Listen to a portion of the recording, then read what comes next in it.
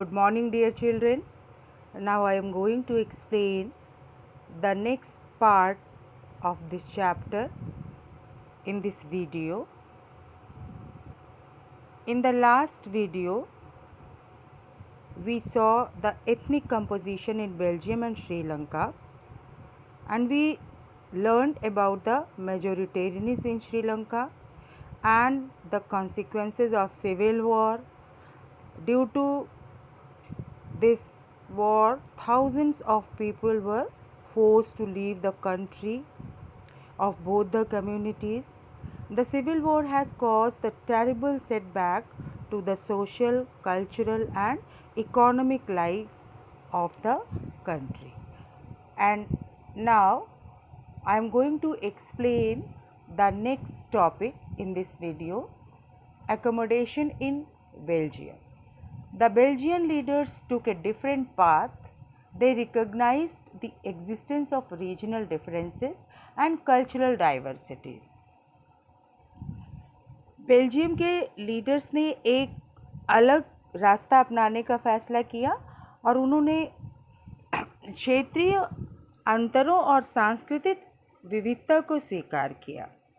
जो भी डिफरेंसेस थे उनके रीजन्स में, जो भी कल्चरल डाइवर्सिटी थी वहाँ पर, they accepted all this and 1970 between 1970 and 1993 they amended their constitution 4 times so as to work out an arrangement that would enable everyone to live together within the same country. 1970 और 1993 के बीच में उन्होंने अपने संविधान में 4 बार संशोधन किया, इसलिए ताकि देश में रहने वाले सभी लोगों को एलियनेशन का या बेगानेपन का एहसास ना हो और सभी लोग मिलजुल कर रह सकें. The arrangement they worked out is different from any other country and is very innovative. उन्होंने इसके लिए जो भी व्यवस्था की वो बहुत ही इनोवेटिव है, बहुत ही कल्पनाशील है और कोई भी देश ऐसा नहीं कर पाया. Here are some of the elements of the Belgian model. तो ये जो बेल्जियन मॉडल था, है ना, इसके कुछ एलिमेंट्स यहाँ पर दिए गए हैं, इसको देखते हैं हम. Constitution prescribes that the number of Dutch and French speaking ministers shall be equal in the central government. अब संविधान इस बात का स्पष्ट प्रावधान है संविधान में, संविधान या कॉन्स्टिट्यूशन जो है वो प्रिस्क्राइब करता है कि जो केंद्रीय सरकार है उसमें डच और फ्रेंच भाषी मंत्रियों की संख्या समान रहेगी, इक्वल रहेगी. कुछ विशेष कानून तभी बन सकते हैं, some special laws require the support of majority of members from each linguistic group. Thus no single community can make decisions unilaterally. तो कुछ विशेष कानून तभी बनाए जा सकते हैं जब दोनों भाषाओं के समूह के सांसदों का बहुमत उनके पक्ष में हो. इस प्रकार किसी एक समुदाय के लोग एक तरफा फैसला नहीं कर सकते. Many powers of the central government have been given to state governments of the 2 regions of the country. The state governments are not subordinate to the central government. केंद्र सरकार की अनेक शक्तियाँ देश के 2 इलाकों की क्षेत्रीय सरकारों को दे दी गई और यानी कि जो राज्य सरकारें केंद्रीय सरकार के अधीन नहीं रह गई हैं. The state governments are not subordinate to the central government. Brussels has a separate government in which both the communities have equal representation. Brussels की अलग सरकार है और इसमें दोनों ही समुदायों का समान प्रतिनिधित्व है. एक जो कम्युनिटीज़ हैं they have equal representation. The French-speaking people accepted equal representation in Brussels because the Dutch-speaking community has accepted equal representation in the central government. तो जो फ्रेंच स्पीकिंग पीपल हैं, जो फ्रेंच भाषी लोग हैं, उन लोगों ने ब्रुसेल्स में समान प्रतिनिधित्व, इक्वल रिप्रेजेंटेशन का जो ये प्रस्ताव था, इसको स्वीकार किया, एक्सेप्ट किया, क्योंकि जो डच भाषी लोगों ने केंद्रीय सरकार में या सेंट्रल गवर्नमेंट में इक्वल रिप्रेजेंटेशन एक्सेप्ट किया था.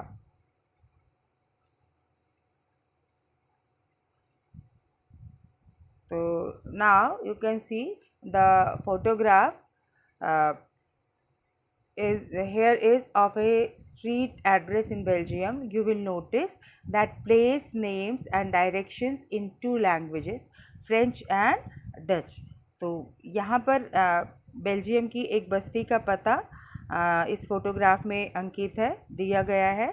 और आप इसको ध्यान से देखो कि जो प्लेस है, उस प्लेस का नेम और उसकी डायरेक्शन की जो जानकारी है, दोनों भाषाओं में, फ्रेंच और डच, दोनों ही लैंग्वेजेस में दी गई है.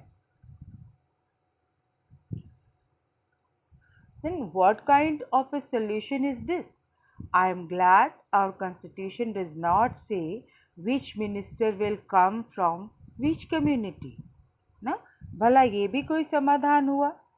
मुझे इस बात की खुशी है कि हमारा संविधान ऐसी बातें नहीं कहता कि समुदाय से कितने मंत्री होंगे, जैसे कि यहाँ आपने देखा बेल्जियन मॉडल में. Now, apart from the central and the state government, there is a third kind of government, and this community government is elected by people belonging to one language community, Dutch, French and German speaking, no matter where they live. And this government has the power regarding cultural, educational and language related issues. केंद्रीय और राज्य सरकारों के अलावा यहाँ एक तीसरे level की सरकार भी काम करती है, यानी सामुदायिक सरकार, कम्युनिटी गवर्नमेंट. और इस सरकार का चुनाव एक ही भाषा बोलने वाले लोग करते हैं. डच, फ्रेंच और जर्मन बोलने वाली जो कम्युनिटीज़ हैं, वो लोग चाहे जहाँ भी रहते हों, इस सामुदायिक सरकार को, इस कम्युनिटी गवर्नमेंट को चुनते हैं. और इस सरकार को संस्कृति, शिक्षा और भाषा जैसे इश्यूज़ पर फैसला लेने का अधिकार है. You might find the Belgian model very complicated. It indeed is very complicated, even for people living in Belgium. But these arrangements have worked well so far. They help to avoid civic strife between the two major communities and a possible division of the country on linguistic lines. When many countries of Europe came together to form the European Union, Brussels was chosen as its headquarters. तो आपको Belgium का model कुछ जटिल या कठिन लग सकता है. निश्चित रूप से यह जटिल है खुद बेल्जियम में रहने वालों के लिए भी, पर यह व्यवस्था बेहद सफल रही है. इससे मुल्क में गृह युद्ध की आशंकाओं पर विराम लग गया, वरना गृह युद्ध की स्थिति में बेल्जियम भाषा के आधार पर दो टुकड़ों में बंट गया होता. जब अनेक यूरोपीय देशों के साथ मिलकर यूरोपीय संघ बनाने का फैसला किया गया, तो ब्रुसेल्स को उसका मुख्यालय चुना गया ना. Brussels was chosen as its headquarters. So you are saying that sharing of power makes us more powerful. Sounds odd. Let me think. तो आपके कहने का मतलब है कि सत्ता में हिस्सेदारी से हम ज़्यादा ताकतवर होते हैं. ये बात तो कुछ अजीब लगती है. खैर, ज़रा सोचते हैं, सोचने दीजिए. Read any newspaper for 1 week and make clippings of news related to ongoing conflicts or wars. A group of 5 students could pool their clippings together and do the following. तो आप लोग कोई एक न्यूज़पेपर पूरा वीक भर पढ़िए उसको, और फिर जो भी वॉर्स या फाइटिंग हो रही है, लड़ाइयाँ हो रही हैं या युद्ध हो रहे हैं, उनकी आप क्लिपिंग्स इकट्ठा करें, ऑन गोइंग वॉर्स या कॉन्फ्लिक्ट्स की। और इस तरह से 5-5 स्टूडेंट्स का एक ग्रुप बनाइए, और फिर दोनों ही ग्रुप्स अपनी सारी क्लिपिंग्स को इकट्ठा करके मिला करके कुछ इस तरह से काम करिए। First point is classify these conflicts bye their location, means your state, India, outside India. आप जो भी ये हैं जो भी कॉन्फ्लिक्ट्स हैं, आज आप देख सकते हो कि जैसे अभी अज़रबैजान और आर्मीनिया में जो वॉर है ना हो रहा है कई दिनों से, तो उसके बारे में आप लिख सकते हो, क्लिपिंग्स कलेक्ट कर सकते हो। तो इस तरह से और भी आपको इश्यूज़ मिल जाएंगे इनसे रिलेटेड, कॉन्फ्लिक्ट से और वॉर से, और उनको उनकी लोकेशन के अकॉर्डिंग आपको क्लासीफाई करना है, चाहे वो आपके स्टेट से रिलेटेड हो, इंडिया से हो या आउटसाइड इंडिया के हों।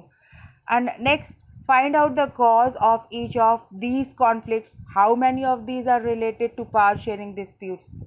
तो ये जो भी कॉन्फ्लिक्ट्स हैं, इनके आप कारण जानने की कोशिश करिए, और इनमें से कितने विवाद या कितने डिस्प्यूट्स जो हैं उनको वो पावर शेयरिंग को लेकर के है ना। Which of these conflicts could be resolved by working out power sharing arrangements? इनमें से कितने विवाद या कितने कॉन्फ्लिक्ट्स को हम सत्ता में साझेदारी तय करके सुलझा सकते हैं, है ना, पावर शेयरिंग अरेंजमेंट्स करके उनको रिजॉल्व किया जा सकता है। Now, why do we learn from these? What do we learn from these two stories of Belgium and Sri Lanka? Both are democracies, yet they dealt with the question of power sharing differently. In Belgium, the leaders have realized that the unity of the country is possible only by respecting the feelings and interests of different communities and regions. तो ये जो to stories Belgium और श्रीलंका की हमने पढ़ी, उससे हमने क्या सीखा? दोनों ही डेमोक्रेसीज हैं, दोनों ही देश लोकतांत्रिक हैं, फिर भी सत्ता में साझेदारी या पावर शेयरिंग के क्वेश्चन को उन्होंने अलग अलग ढंग से निपटाने की कोशिश की। बेल्जियम के लीडर्स को लगा कि वो विभिन्न समुदाय और क्षेत्रों की भावनाओं का आदर करने पर ही देश में एकता संभव है, देश में यूनिटी पॉसिबल है। एंड इस एहसास के चलते दोनों ही पक्ष सत्ता में साझेदारी या पावर शेयरिंग करने पर उन्होंने वो सहमत हुए। श्रीलंका में and such realization resulted in mutually acceptable arrangement for sharing power, and Sri Lanka shows as a contrasting example। लेकिन श्रीलंका जो है उससे हमें क्या देखने को मिलता है? एकदम इसके ठीक उल्टा, है ना। श्रीलंका में ठीक उल्टा रास्ता अपनाया गया। It shows us that if a majority community wants to force its dominance over others and refuses to share power, it can undermine the unity of the country। तो इससे क्या पता चलता है कि अगर बहुसंख्यक समुदाय या मेजॉरिटी कम्युनिटी दूसरों पर प्रभुत्व कायम करने या दूसरों पर डोमिनेंस फोर्स करती है और सत्ता में उनको हिस्सेदार नहीं बनाने का फैसला करती है, मतलब कि it refuses to share power, it can undermine the unity of the country. तो इसका मतलब है कि इससे जो देश की एकता है वो संकट में पड़ सकती है। Okay, now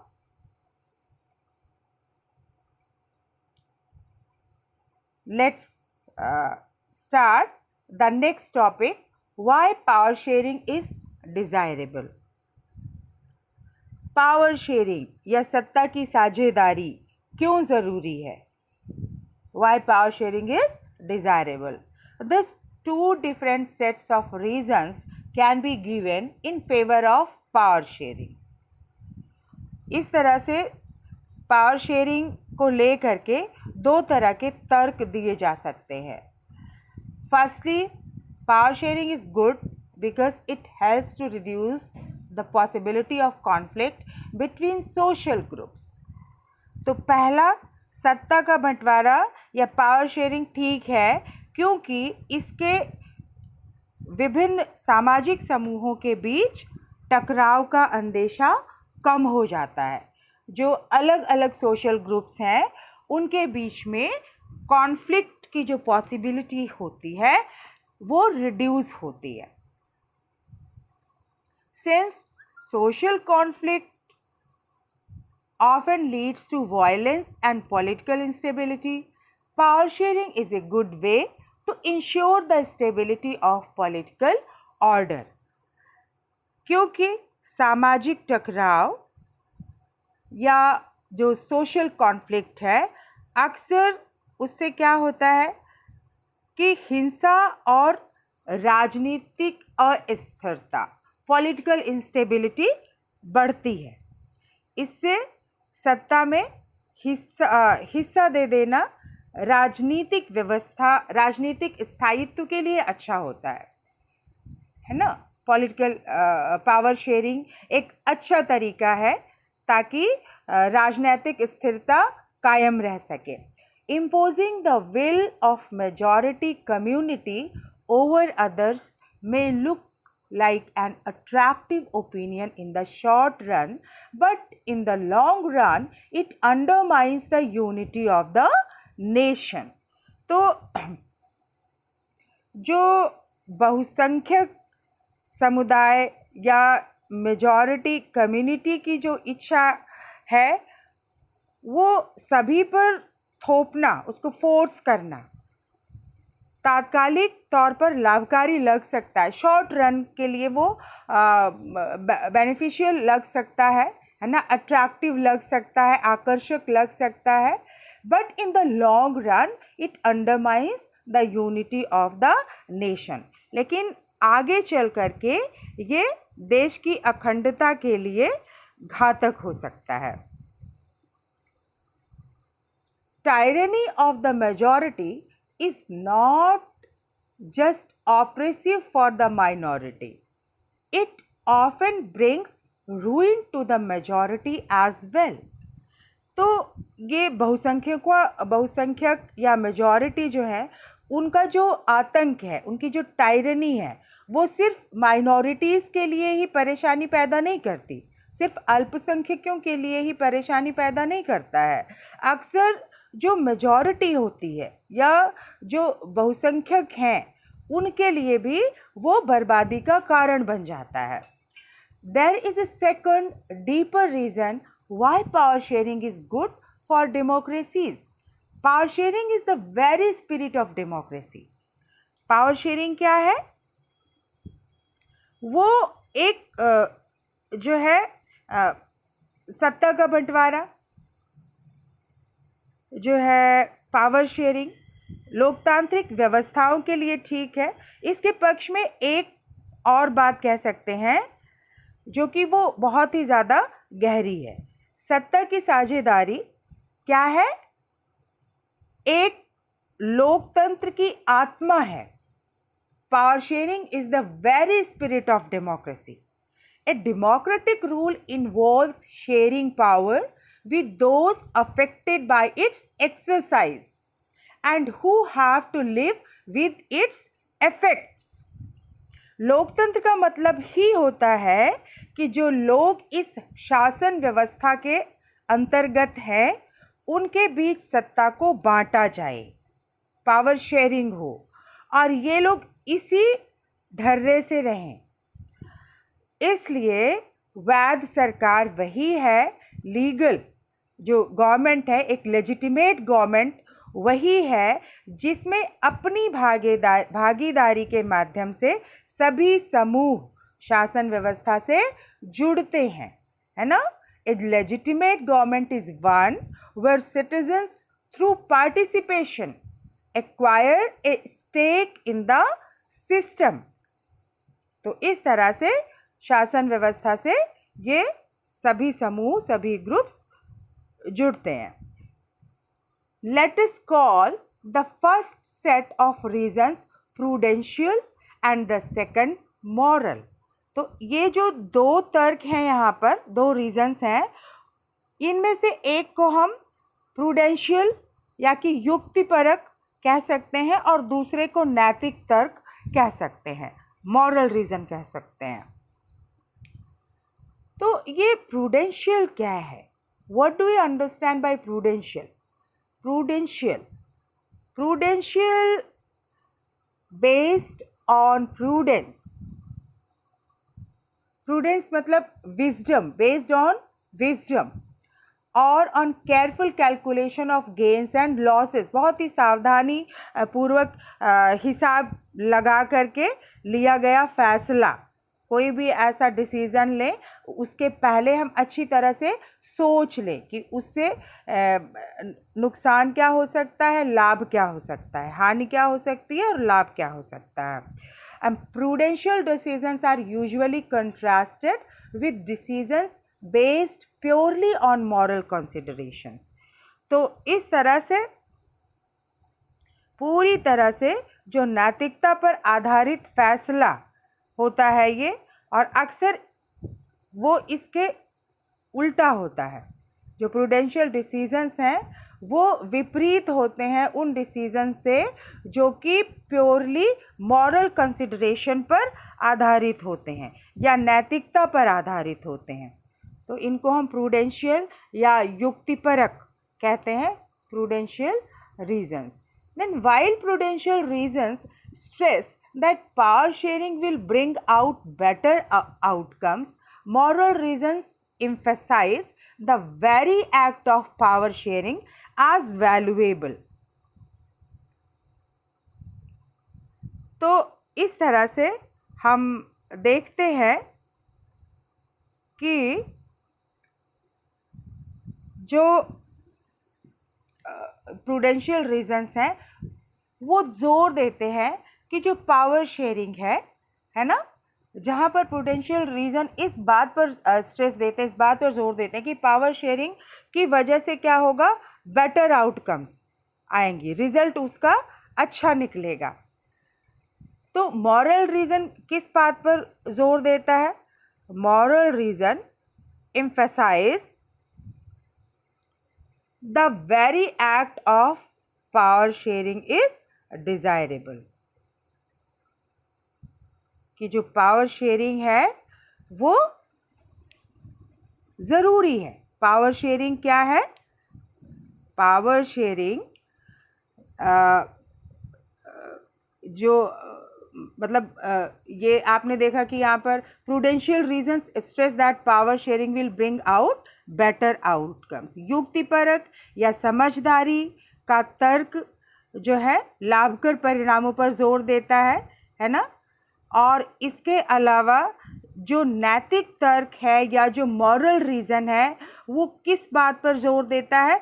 सत्ता के बंटवारे के अंतर्भूत महत्व को बताता है ना, कि सत्ता का बंटवारा या पावर शेयरिंग जो है वो कितना ज़्यादा इम्पॉर्टेंट है, कितना ज़्यादा वैल्यूएबल है।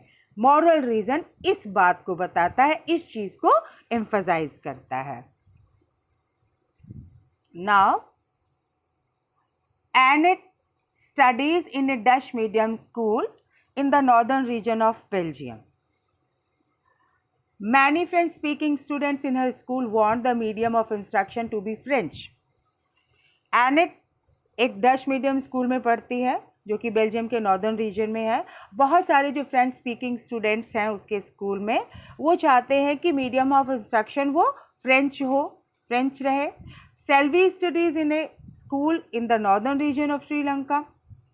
all the students in her school are Tamil speaking and they want the medium of instruction to be Tamil. अब सेल्वी जिस स्कूल में पढ़ती है श्रीलंका के नॉर्दर्न रीजन में, वहाँ पर जितने भी स्टूडेंट्स हैं वो सब तमिल स्पीकिंग है और वो चाहते हैं कि जो भाषा है मीडियम ऑफ इंस्ट्रक्शन वो तमिल में ही रहे. तो if the parents of Annette and Selvi were to approach respective governments to realize the desire of the child, who is more likely to succeed and why? कौन सी सरकार एनेट और सेल्वी के parents की इच्छा पूरी कर सकती है एंड किसे सफलता मिलने की संभावना अधिक है और क्यों? Okay, now think about it. आप इसको अच्छी तरह से सोचिए, समझिए और इसका आंसर आप अपनी कॉपी में लिख डालिए. Okay, now we will continue in the next video our new topic. Okay, thank you.